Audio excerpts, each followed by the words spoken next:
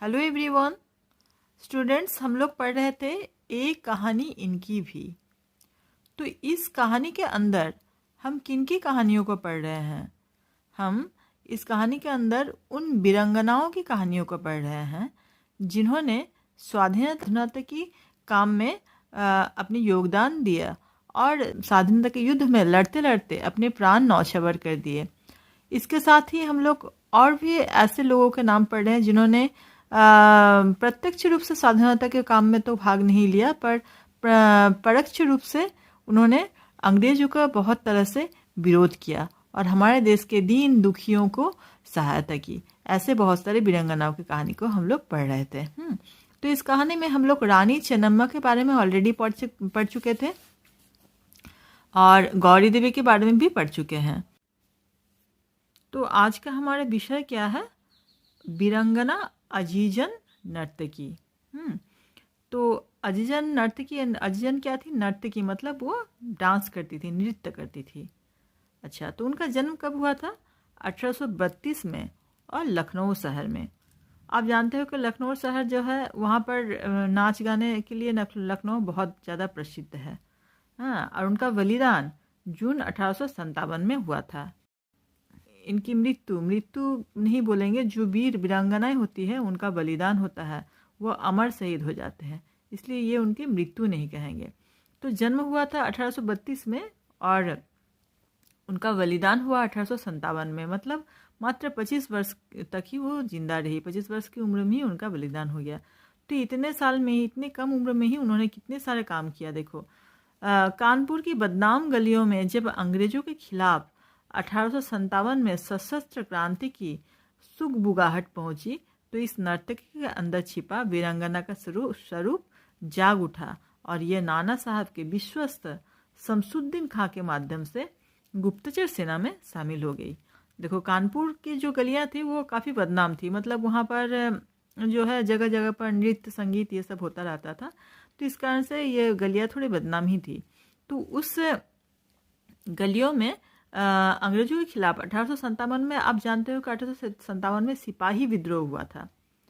तो उस विद्रोह में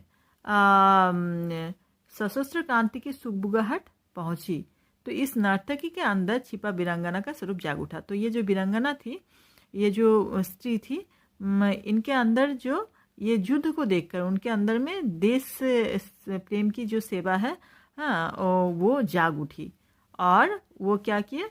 नाना साहब, आप नाना साहब फाल्के के नाम तो जानते ही होंगे। नाना साहब जो है वो एक सिपाही विद्रोह में, वो एक 1857 के एक बहुत बड़े योद्धा थे। तो वो नाना साहब के साथ शमसुद्दीन खां के माध्यम से गुप्तचर सेना में शामिल हो गए। शमसुद्दीन खां के साथ वो गई और जाकर जो है वो नाना साहब के साथ में गुप्तचर सेना में शामिल हो गई, भर्ती हो गई।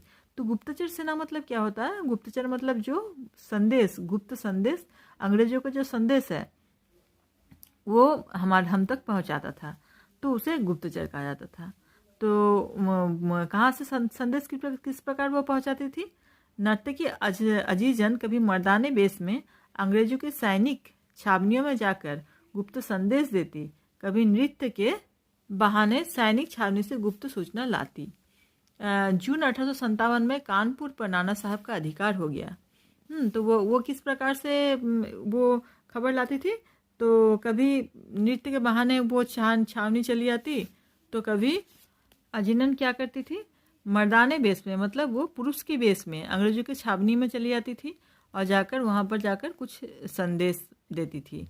मतलब ये झूठा संदेश, क्योंकि भारतीय के बारे में कुछ संदेश ले जाकर उन लोगों को बताते थे, झूठ मूठ का संदेश, जिससे कि वो लोग असतर्क हो जाते थे।